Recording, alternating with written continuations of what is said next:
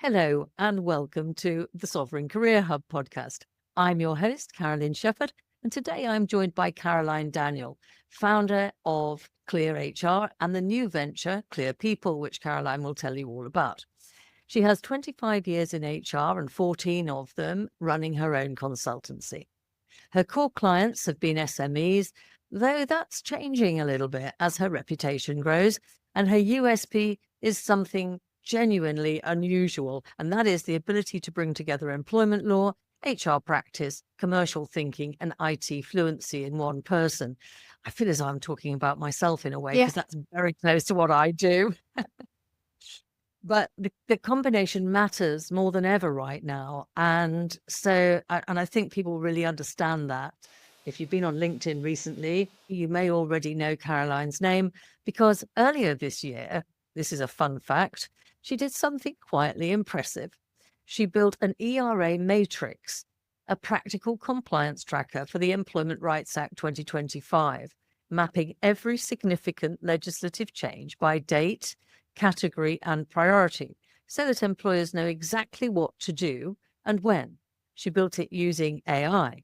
She posted it on LinkedIn, expecting her usual kind of audience traction. It was a free download, but then she watched her views go from her usual 5,000 to 300,000. So let me find out more about it. I'm sure you're dying to know too. So that's where we're going to start today. And then we will move on to talking a little bit more about Caroline's consulting work and what she's seeing as businesses try to build AI in as native to how they operate, rather than tacking it on afterwards. Caroline, it's great to have you here and welcome to the Sovereign Career Hub. Oh, thanks so much, Carolyn. It's a pleasure to be here. So thank you. Thank you very much for coming. I know you're very busy and life's changed for you a little bit recently, hasn't it? Would you like to give us the backstory about what that led to, that wonderful post that you made? I mean, most people are struggling now at the moment. They're all complaining about the fact that they're not getting the usual traction. Yours is the opposite story. Yeah, it was a funny old afternoon that day that the post went viral because I'd done the work and it was a Friday afternoon and I thought, oh, do you know what? I'm just going to post it and see how it goes. And my intention was always to use it as a bit of a lead gen tool and try and get an intro to some more potential clients. And I kind of posted the post offering this download and kind of just left it to it. And I thought, oh, do you know what? It's quite a good post. I wonder if I should pay to boost it. And and this was Friday lunchtime, around about 12:30, because it's not a great time to post, really, is it? Like I normally do the 7:15 algorithm, 7:15 in the When morning. was it? Was it a Friday? It was a Friday lunchtime. Oh, wow. That's even more impressive. I know. And then come Friday evening, I was just watching the views just go wild. Anyway, so eventually we kind of got to 300,000 views, 3,000 downloads, and it had gone mental. But, back to your question, Carolyn, about what's it led to. So historically, my business model has always been SMEs, small businesses, 5 to 35 employees. I really love working with startups and scale ups, still do. Like it really ignites me. I love that, coming in from the ground up and just making a real difference. But as a consequence of this, I've partnered up with another local HR consultant, Emily Perry. She runs the People consultancy. And we've created a business called Clear People. And what we are finding is the majority of our inquiries that are coming through now, like we've got 3 big, proposals out at the moment. Oh, well, we've got 1 converted and a couple of 2 just waiting. Are those businesses with, 250, 300 employees who are looking for that fully outsourced HR function, which includes HR director, HR advisor, and admin. And what it's meant for our business is we've got 2 employees starting as well. Since I even spoke with you. Yeah, so That's really fast. Yeah, it has gone crazy. So we've got an advisor starting in a couple of weeks and currently recruiting for our second as well. So that single post has opened up many, many doors, I would say. So thanks to LinkedIn then. Yeah, I would say a bit of it's thanks, but also thanks to AI, because that I could never have created that tool, that download, without AI. It literally Can you created it tell us within how you minutes. did that? Yeah, how did exactly? Because that made all the difference, didn't it? It probably isn't something that you would have tackled even without you had AI there. I presume you were developing it as a useful tool for yourself to start off with, weren't you? And then it That sort of yeah, became something else. that is exactly it. So I was, as any person who works in HR at whatever level you're at, the Employment Rights Act and the changes that are coming or have come as well as a result of that are pretty tricky to navigate. And I actually wanted to be able to map out what I needed to do, what the priority was, and what the commercial impact was going to be, in terms of tackling whatever change it is that's being proposed. So I think I had just started using Claude, so it wasn't a ChatGPT one, it was a Claude one, Yeah. and had been really It's impressed pretty by good, Claude. Claude, isn't it? I love it. It's brilliant. And I just said, can you map out, look at gov.uk, look at ACAS, identify for me what the key employment legislation changes are that are coming in, set out whether it's a policy, a process, or learning that needs to be tackled, highlight the risk and highlight the priority. And, 20 seconds later, I had this amazing document in front of me. It was pretty amazing, really. But you had to work on it, didn't you? I know you obviously had to edit it and stuff, but at that point you must have thought, because you told me that, but Yeah. you must have thought to yourself, oh, this has got more application than just for me. Yeah. At some point you thought, I'm going to share this. So why did you think sharing it would be so important or useful if in fact it was so easy to do? Well, because I'm a business owner first, Carolyn, and an HR consultant second. And for me, this is how do I get more leads? And so the intention was put it out there, see what comes in, because what I was trying to communicate to SME business owners, to founders, to leaders of small businesses is there's a lot of work that needs to be done here. And it's not up to you, business owner, to be able to deliver this because you are not the experts, whereas you need someone like me to come and do it for you. So that was the intention. And I think what was really interesting was actually it seemed to speak, well, the evidence was that it spoke to HR professionals far louder than it spoke to business owners and founders. And that's the intriguing part of it, really, because I could understand why businesses would say, oh, fantastic, let me use that. But then they would sort of forget about it because it's something to download and have, but not actually use, because, compliance isn't sexy. It's not something that business owners put on the top of the list to do. But then it actually attracted HR professionals.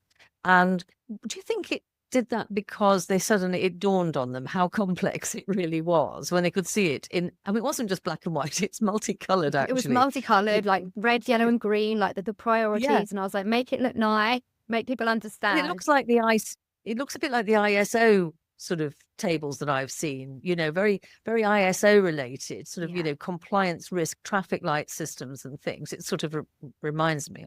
By the way, should we just say that people are going to be able to download this? We are going to give them a link to go to your website and download it. So don't panic, everybody. Yeah, and I think the reason it spoke to HR people is because, most of the time when you're working in a people-related role or you're working in human resources, so much of the work that you do is reactive. You are recruiting the new person, you're onboarding the new person, you're waiting for the grievance to sit on your desk or the restructure. And very little of what we do, people do work proactively, but there is a vast proportion of our work that is reactive. And I think that because we need to sit in a seat and be proactive, you think about the removal of the 2-year qualifying period for unfair dismissal. That for me is all about proactive, HR. People are going to have to sit down and work out, how do we recruit people properly? How do we onboard people properly so that we're managing any risk to the business that if we need to dismiss them within 6 months, because currently they've got 2 years, right? So I think it spoke to people who thought, oh my goodness, I've really got to sit down and prepare for this. And that's why so many people requested the download.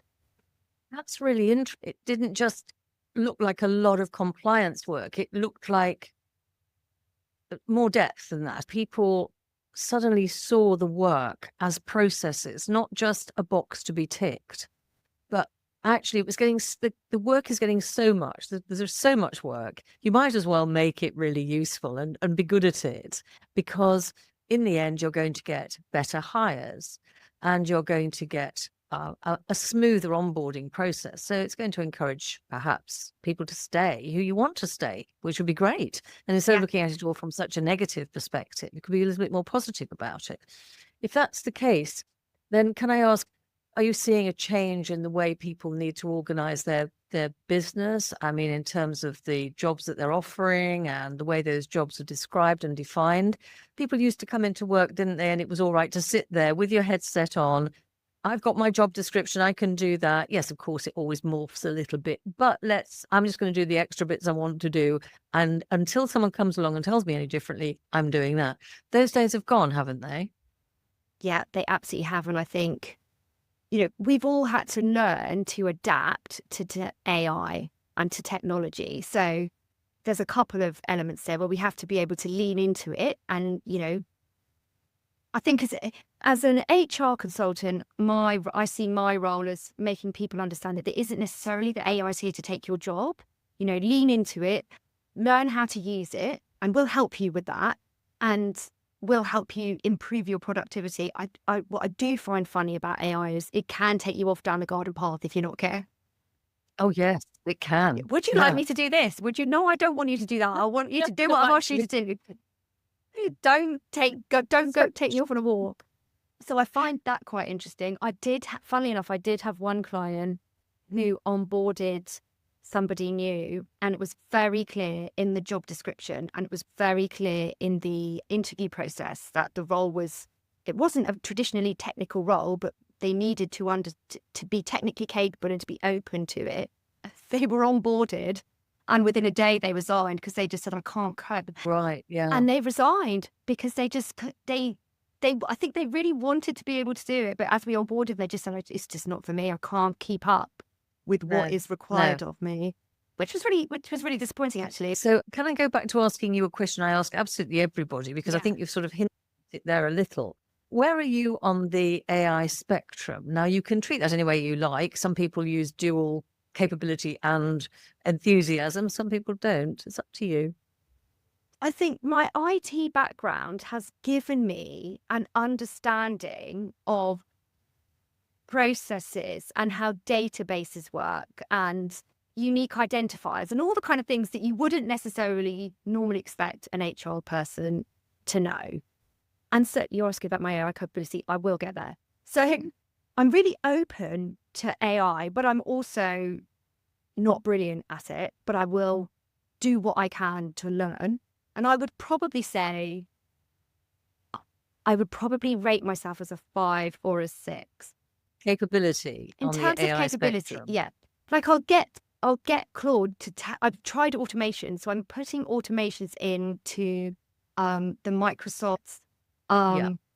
So trying to streamline my process. So I am not a programmer, so I'm having to get AI. Using Studio? Are you using Studio for that? Yeah, we've just published an interview on that with Johnny Wynn, who's talked us through actually creating one of those those agents with Studio. It's not as straightforward as you think, but it's not. To hear that you put yourself at 5. Probably I just thought you'd been higher, you see. I don't want to oversell. This is it. Isn't it funny? Is that a female thing, or is that it's probably an imposter syndrome thing, isn't it? I don't want people to think I'm think brilliant at AI in case they ask me to do it. But what I have actually done, it's interesting, Caroline, that you say it, because what I have done is I've gone in and spoken and pitched to new clients and said what we need to be doing. You're on Microsoft, you use SharePoint.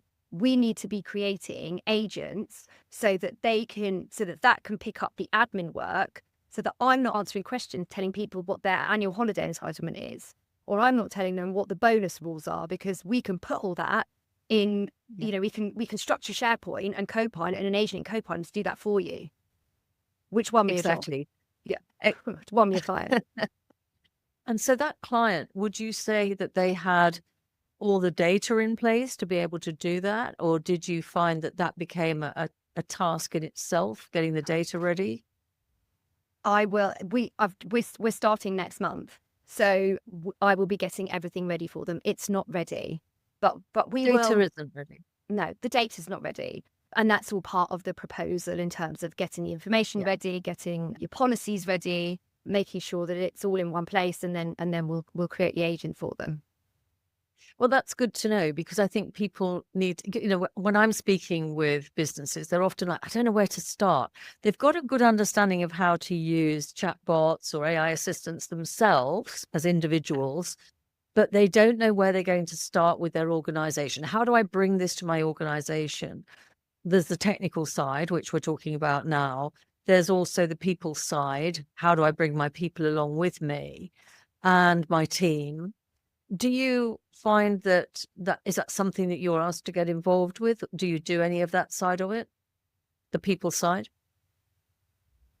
I think at the moment, Carolyn, the landscape is changing so quickly that a lot of the clients that I work with, they want to be technically capable when it comes to AI. They want their people to be technically capable, but they don't know where to start. So, Yeah, before Christmas, yeah, everybody was using ChatGPT. Fast forward 6 months, in my experience, people are using Claude or Copilot, and I don't think they really know where to start. And I think some of them, they're worried about the financial implications, especially the SMEs that I work for. Bringing on Claude for every single employee at a minimum, if you want them to do it well, 20 quid a head per month. yeah, So yeah, when budgets mm, are a big deal, I feel like it's my duty. I sat down with one and I said, but you are going to get £20 a month per person more productivity out of them. So that's the way that I always pitch it. So, you've yeah. got to upskill them and enable them to utilize the tool in a good way, and also be careful about, as well from a compliance perspective, don't share the data that you shouldn't be, or bringing it into Copilot and say, but again, you're paying more money for the additional licenses. So it's a balance for them. Yes, but you don't have to give licenses to everybody straight off the bat, do you? I guess. I mean, one of the things that, I feel people need to start with a little bit more sometimes is, okay, what problems do we need to solve? Yes. And Yeah. then follow that. If you follow that through and ask the people who are handling those problems, the ones that the business decides, yeah, that's worth solving, Yeah. then you say, okay, that's worth solving. What are we going to do about it? Well, what would good look like? If we did solve this problem, what would good look like? And then you can start to understand who should get the licenses, really. And also they'll be more ready for the licenses because you've got the buy-in from them as they've helped you to solve the problem. Yeah, absolutely. And I've got one client who we had a leader who deals with quite a lot of data, and I wasn't seeing the buy-in to AI that I wanted to see, because I really felt like it could support him. He was working really long hours, and a lot of what he was doing could have been automated. And so Yeah. I'd spoken to his team and said, are you using AI? And they said, oh, no, not yet. And managed to bring him round to our way of thinking just by saying, you've got to lean into it. And I think maybe some of it comes from fear. I think people are worried it's going to take their jobs. Whereas I was Yeah. just wanted to, impress upon them, it's not here to take your jobs. It's to help you be more productive. It can be better than you because it's taking away, the human error. And like this, I'm definitely seeing an improvement not necessarily an improvement, much more positive attitude towards AI in that space, particularly to that client. It's improved his productivity to no end. So it's great. Being more productive is one thing, isn't it? It's great to be more productive. But then I think the other big bonus is for people who have really thought about that problem and how it could improve if they could find a solution to it. And if AI is actually the solution and their productivity goes up, one of the benefits for them then is that they get to spend their time doing something that they would rather do that's adding value, something Yeah. that might not be quite so dull and boring. I mean, when we look at the things that we give to AI, it is the grunt work, it's the busy work, isn't it? And we can actually lift our eyes up above the desk and start to think bigger, better thoughts and have a more enjoyable experience, possibly. Or am I being too romantic? No, I don't think you are. And actually, one of the things that I did on Claude was I created a handbook agent. So I put in I gave it the right prompt to really fine tune the prompt that essentially meant that I had done the audits on my clients and their policies. And then I put the policies into the agent and I asked the agent to update all of the handbooks so that they were then era ready. It's amazing, isn't it? And how long did that actually take when it ran that prompt? Oh, like 10 minutes. It was done and dusted. But, and I think this is the thing with AI, it's only as good as the prompt that you put in. And AI. Well, it is only as good as the prompt you put in, isn't it? And my first time of prompt Claude or the agent had picked up that the unfair dismissal rights was still a day one right. That what's coming in January, the reduction from 2 years to 6 months. Yeah, and that's changed, hasn't it? Yeah, it had picked up that unfair dismissal could apply from day one. That you were protected from day one. And so it rewrote all of these handbooks. And then I had to go back and say, you've got it wrong. You now need to re-amend it. What else did it do? Oh, it got confused about statutory redundancy pay because it thought that you would be entitled to it from 6 months. So, you have to be really careful about the prompt. And also, from my perspective, this is where you still need the human check. You cannot just run it through Claude or run it through AI. Just think I can issue that to the client now because, if I had done that, it would have been that bloodbath. Yeah. Now, I had a very interesting conversation the other day with a person who shall remain nameless at the moment because he may not want to be revealed as this person just yet. But he said that he thought it wouldn't be very long before we didn't need human judgment to spot these sort of nuances. And he might technically be right because before long, I suppose the models will become so good that we won't need humans to spot those sort of errors. But I do feel that there will still be a lot of nuance left that robots and computers and AI just simply hasn't got the hang of yet. And I can't really see how it's going to.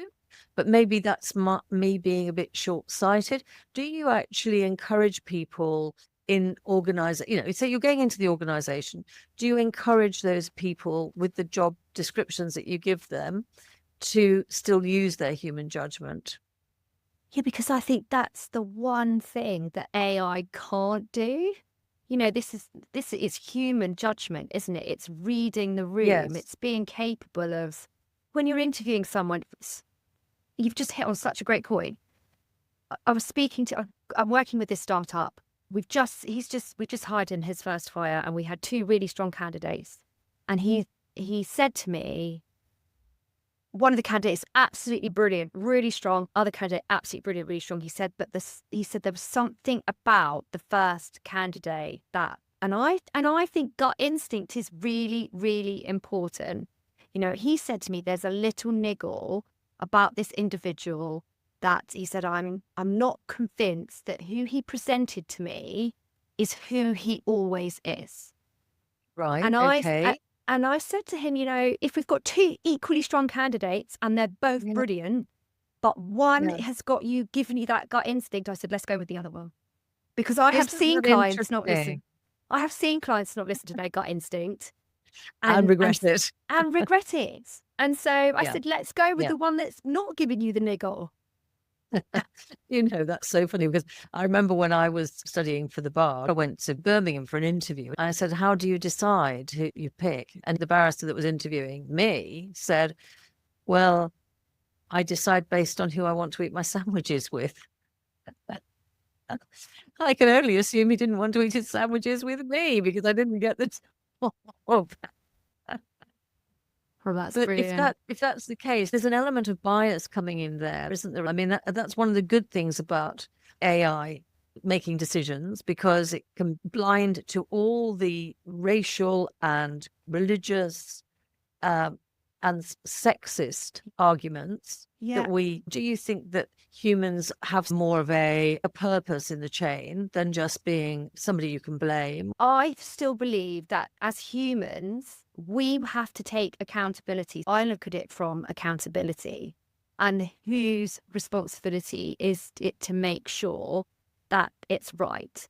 I had one client who was using a chatbot on their website, and the chatbot was doing the job that it needed to do, answering the customer's questions, but it was also going off grid a bit.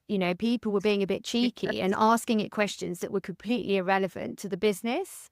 They didn't sell hotel rooms, but people were coming online and saying, "Can I book a hotel room?" And Okay. so whose responsibility is that to make sure that it's correct? Well, it's the person who implemented the agent into the website, right? Because you have to do your Yeah. testing. You have to make sure that you're comfortable putting out there into the world. If this is your customer facing agent, it's got to be right. You can argue, can't you, that you need people to be accountable for good reasons. It's not just about looking to see how we correct something. It's actually about doing a better job. Prevention is better than cure, risk management, all those things are in there. And if that's the case, and we need judgment in order to do that, do you think that as we remove the career ladder and entry-level jobs are removed, traditional entry-level jobs are removed, do you think it will become more difficult to develop those managerial skills if you haven't been in the rooms you needed to be in to develop that judgment? Absolutely. I think it's going to be really hard. And I think if I think about it from an HR, from my role perspective, the one thing that AI can't take away is my ability to have a difficult conversation with somebody. And actually, what I would say is people don't like having difficult conversations. They very rarely do, and they are not. If it's a people related exercise, then they're always going to bring HR in to do it. So I will always have a job. People still avoid having Yeah, they just difficult don't like it. They're conversations. avoiding Yeah. those questions, those conversations, aren't they? Yeah. So Claude can still write the policy, but Claude Yeah. can't have the difficult conversation. No. But I heard a comment about how those parents who haven't given their children mobile phones early on in age are Yeah. equipping their children better because they are giving them the communication skills, the verbal communications, because they're keeping them away from chats and online Right. talk, because they're enabling them to have the conversations And develop those directly skills, and those develop the communication skills. skills. So Yeah. are those children going to be better positioned later on in life? You don't always have to give tech to make things better. Like if you take the tech away, what skill are you then encouraging? Exactly. So it's a tricky question, and it's one that we need to give some thought to, isn't it, as we build these organizational designs that we are putting our minds to now. So you're working with scale-ups, startups, as it's like blue ocean, isn't it? You can go in there and say, what do we want this company to look like? What do we want the organization chart to look like? And we'll build from there. The scale-ups and startups that I'm working with are all very different. And one of them is a paddle company, paddle as in the racket sport. For them, AI is not a thing. Yes, you can probably use it from a customer data perspective, and you could probably, but the club manager, for them, it's getting people through the door, it's the human interaction, and there Yeah. might be some things that AI can do to enhance productivity, maybe make it more productive in terms of, I don't know, the management of the coffee ordering or whatever, or the Yes. SEO or the marketing. But actually for them, we don't need AI to run a paddle company. But you presumably are convinced that actually it would help them to be more productive and streamlined. Yeah, absolutely. Because you look, you look at me and my role, people management or supporting like the people function. The one thing that I'm going to be bringing on board is an HR system for them that I'm not going to be recommending that they manage the people's holiday through Excel and, they keep the people in a filing cabinet. Exactly. We make sure that the club manager Yeah. can spend more time managing the club and the people and the customers Yes. than managing holiday requests. And we'll bring in a really good HR system to do that for him. That's such a lovely way of describing it, because it makes it real, doesn't it? It makes it real, and it makes it nuanced. It makes it specific to the company, to the organization, whatever your organization, if you're listening to this. You can think about your culture and how you see the world, and then look at AI and ask, can it help me? I like to describe myself as human first, AI forward. But the point is, it is about the people first. And if we lose sight of that, we're in trouble. But by the same token, if we don't grab this technology as it's coming along, I think, your message sounds to me like we're missing a trick. So how would you advise people to get started? So I think for me, the way that I got to grips with what works, it's a slow journey. And I think you have to be focused in what your outcomes are for using AI. As I said earlier, it's really clever. It will do a lot for you, but you'll ask it for a recipe and then it's telling you how to build a tree house in the garden. It's what I asked for. You're off doing that, aren't you? It's that would be a good idea. Yes, why not? And then you never do get that recipe done or cooked, do you? Because you're too busy thinking of all the other opportunities. Yeah. So I think it's talking to HR professionals about how they should be, if they're not used it before, is, what is it you're trying to achieve? And making sure that you find the tool. I did a lot of reading about how do I set up my Claude properly. I spent a good 2 or 3 days in my Claude, making sure that it was set up for me. I told it exactly how I like to work. I told it how I don't like to work. I told it not to ask me too many questions. I told it to stick to the brief. I told it to look at ACAS. I told it to look at gov.uk. So I think the setup is really important. And there are some Sorry, great... can I interrupt there? That's called a skill, isn't it? Yeah, it's called a skill. So you're giving it skills. Yeah. Yeah. So if somebody sees that word, yes, spend some time on your skill doc and you'll get better results, won't you? And then, of course, as you're on your prompting as well, as you've pointed out, you have to be good at prompting. But what's happening is you're not having to repeat all of that information that's in the skill doc. You just say, as part of your prompt, read the skill doc first. Yeah, absolutely. And then do this. Yeah. And I think I did a lot of reading, and I found some people who talked to me about AI in a way that I understood. And people learn in different ways. Like, I learn by doing. So for me, it was all about practice and giving it a go. I just think, don't be frightened of it. Lean into it. Caroline and I are recording this during the heat wave that the whole world is experiencing.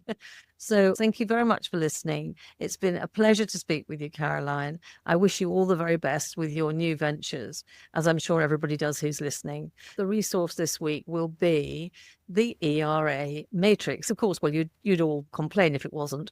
So I shall be including a link to that and you'll be able to download it.